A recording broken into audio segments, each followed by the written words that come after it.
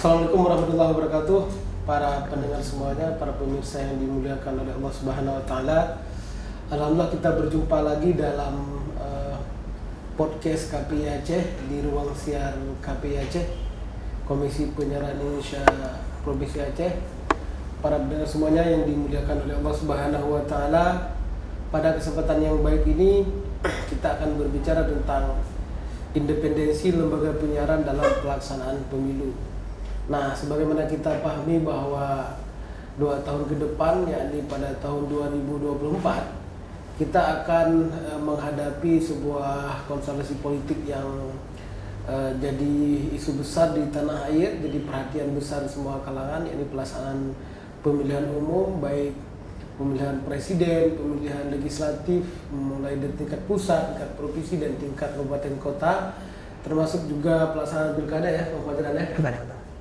Nah, jadi betul-betul itu akan jadi sebuah isu besar, momentum besar bagi negara kita yang dari situ akan menentukan kemana arah perjalanan bangsa kita.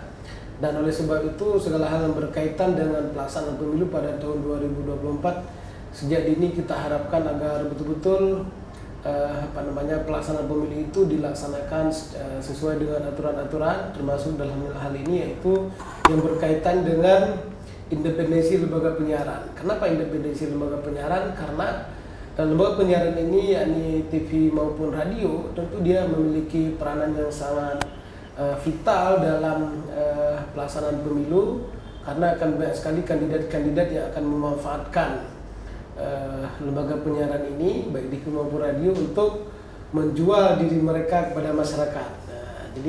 Nah, gimana sih aturannya? Pada kesempatan podcast kali ini kita akan membedah, dan alhamdulillah sudah hadir di tengah-tengah kita seorang aktivis yang sudah sangat tidak asing lagi di tengah-tengah kita semuanya, di mata masyarakat Aceh, juga seorang akademisi dan sekaligus pengamat politik. Nah, jadi inilah beliau, Bang Dr. Fajran Zain MA. Terima kasih banyak Bang Fajran sudah mau hadir dalam ruang podcast kali ini ya.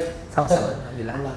Dan saya sebagai komisioner KPI Aceh, insyaallah dalam hal ini akan bertindak sebagai host, akan meminta sejumlah pandangan dari Bang Fajran. Insyaallah kita akan dengar ulasan beliau. Yang pertama sekali,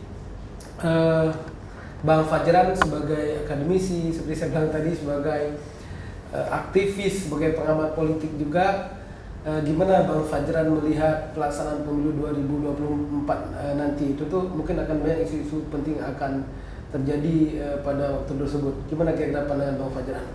Baik, Assalamualaikum warahmatullahi wabarakatuh. Waalaikumsalam warahmatullahi wabarakatuh. Pertama sekali terima kasih untuk Komisi Penyiaran yang telah mempercayakan kami dan mengundang kami untuk menjadi salah seorang narasumber. Kita bisa berbagi inspirasi di sini dalam rangka mencoba memperbaiki Republik, memperbaiki bangsa kita ini. Terutama tadi disinggung bahwa tahun 2024 insya Allah berarti setahun setengah lagi kita akan menyambut satu pesta demokrasi rakyat, yang itu juga menjadi milestone bagi kita menentukan arah demokrasi ke depan, termasuk arah berbangsa dan bernegara. Jadi memang tantangan-tantangan ke depan terasa semakin menantang sekali, challenging. Tidak hanya nanti, tapi dari sekarang auranya itu sudah terasa sekali. Jadi terbukti dari adanya kontestasi, adanya perang opini, adanya perang psikologis ya, cyber, termasuk perang pencitraan, atau termasuk sebaliknya juga, yaitu terjadinya perang katakanlah sejenis black campaign terhadap sosok-sosok yang diidentifikasi berpotensi untuk menjadi kontestan, ya kan? Ini sudah terlihat gitu loh. Malah kemudian ke depan ini yang menarik lagi adalah polarisasi yang pernah ada dalam pemilihan sebelumnya itu bukan tidak mungkin akan tetap ada, bahkan meruncing atau membuat kemudian dibumbui lagi dengan beberapa fragmentasi ideologis ya. Artinya politik-politik identitas yang memang dimunculkan atau dilahirkan, termasuk nanti masuk ke dalam wilayah fragmentasi ideologis ya kan, antara kubu agama tertentu berhadapan dengan kubu agama tertentu, atau ideologi tertentu berhadapan dengan ideologi tertentu. Jadi Ini persoalan sekali gitu. Tidak kecil ya. Dan kita khawatir sebenarnya kita lihat bahwa mestinya proses demokrasi kita itu jangan melahirkan faksi-faksi atau fragmentasi seperti itu. Setelah kontestasi selesai, lalu kemudian fragmentasi selesai mestinya. Tapi terbukti sampai hari ini masih ada fragmentasi itu gitu loh. Jadi stigma, label, stereotype, bahasa, kemudian kode-kode, simbol-simbol masih dipertahankan. Kayaknya sudah dijaga. Jadi kan ini yang membuat kondisi demokrasi kita sulit.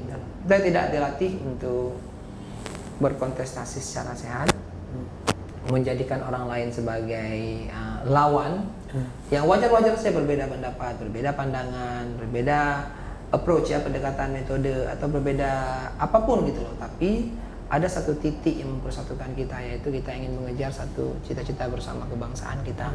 Jadi lawan bukan musuh sebenarnya. Lawan adalah lawan yang merupakan mitra kita, counterpart istilahnya, counterpart, mitra atau sparring partner kita.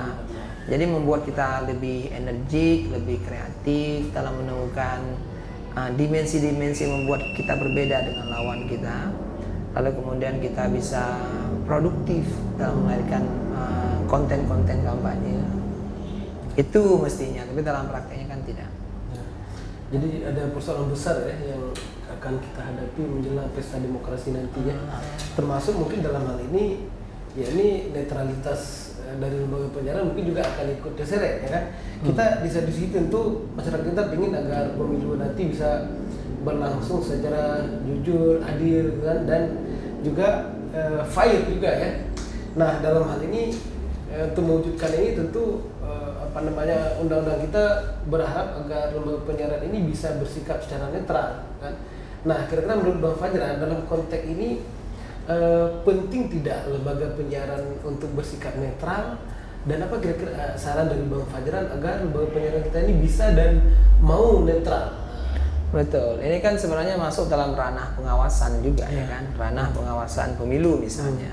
Yang dalam sistem demokrasi kita ada penyelenggara, di sana ada KPU atau KIP di Aceh, lalu kemudian ada Bawaslu yang menyelenggarakan pemilu secara umum nih.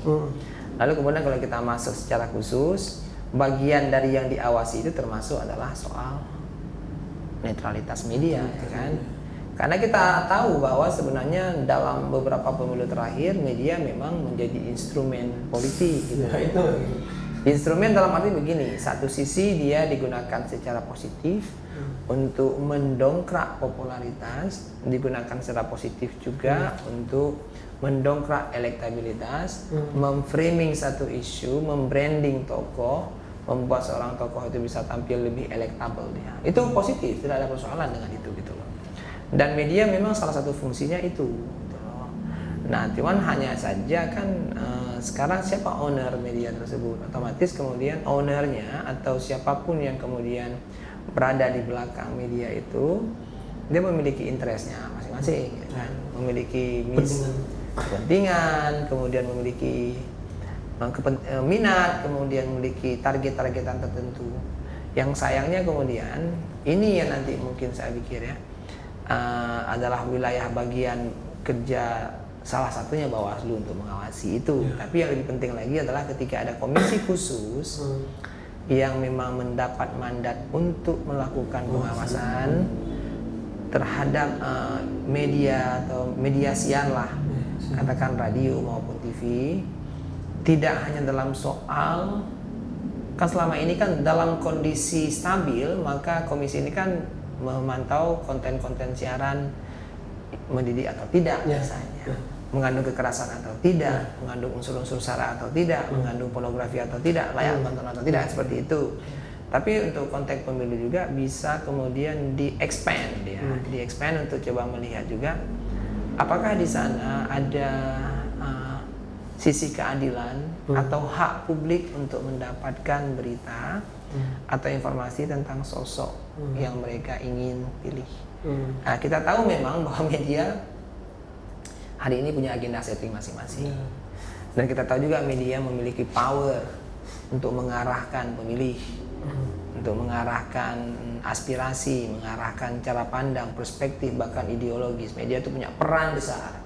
Dan di Indonesia juga hari ini kita lihat bagaimana kekuatan media dirangkul oleh dalam tanda kutip ya, kelompok-kelompok tertentu, atau dalam tanda kutip hanya menjadi alat untuk mempropagandakan pemikiran kelompok-kelompok tertentu, pada saat yang sama juga mendiskreditkan kelompok-kelompok tertentu. Saya ambil contoh, demo 212 misalnya, itu kan pencitraan media kan terlihat bahwa bagaimana media juga terbelah di situ.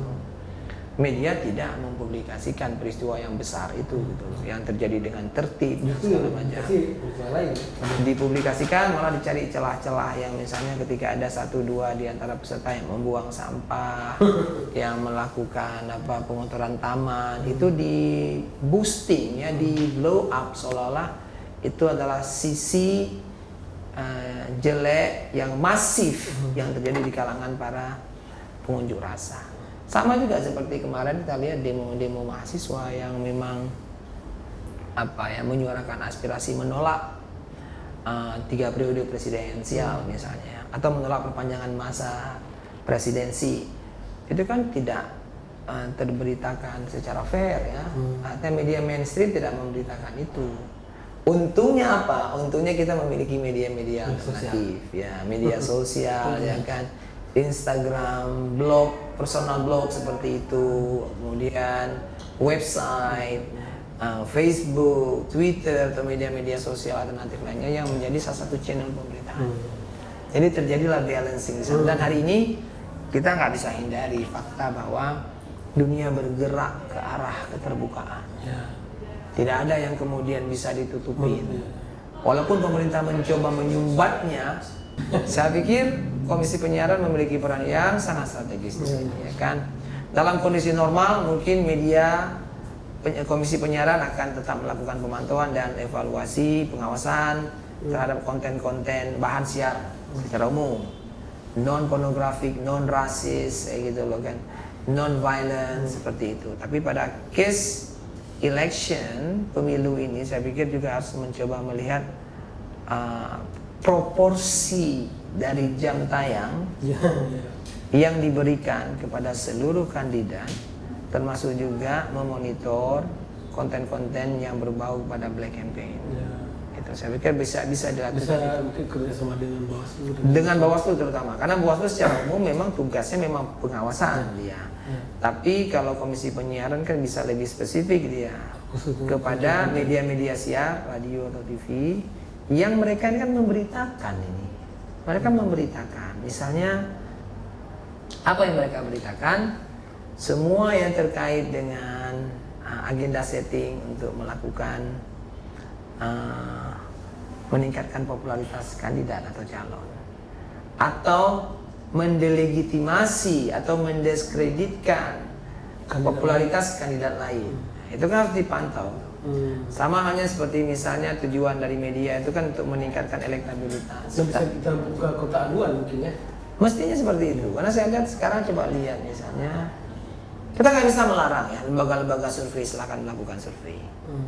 Dan dalam survei itu tentu ada agenda setting lagi, di mana si pula memang ingin diorbitkan atau di branding dia atau di frame seolah-olah dialah kandidat yang cukup populer dan layak dipilih. Kita nggak bisa membendung itu. Kemudian kita nggak bisa membendung lahirnya media-media yang kemudian memiliki agenda setting sendiri gitu loh. Tapi yang bisa kita lakukan apa? Minimal adalah memantau. Kalau konteks KPI mungkin konten yang mereka itu, karena pasti sekarang ini coba lihat banyak sekali konten-konten adu domba yang dilakukan oleh orang atau sekumpulan orang atau sekelompok orang yang dalam tayangan mereka itu baik menggunakan media mainstream maupun menggunakan media alternatif. Dia buat video-video pendek, dia siarkan melalui medsos, dia update di WA status atau di Instastory. Isinya kan menjelekkan, menghujat, menghina, menistakan orang lain. Yang sayangnya kita seringkali kadang-kadang kita temukan dalam prakteknya sikap mendua dari pemerintah. Jadi kadang-kadang ada sikap pemerintah ketika sangat represif atau sangat asertif terhadap kelompok tertentu. Begitu ditemukan ada kasus melanggar undang-undang ITE, kemudian mendiskreditkan kelompok tertentu, dianggap meresahkan masyarakat, lalu dengan spontan tiba-tiba kepolisian memanggil mereka untuk dilakukan pemeriksaan, penyidikan dan segala macam, bahkan sampai kepada penetapan status tersangka dan segala macam.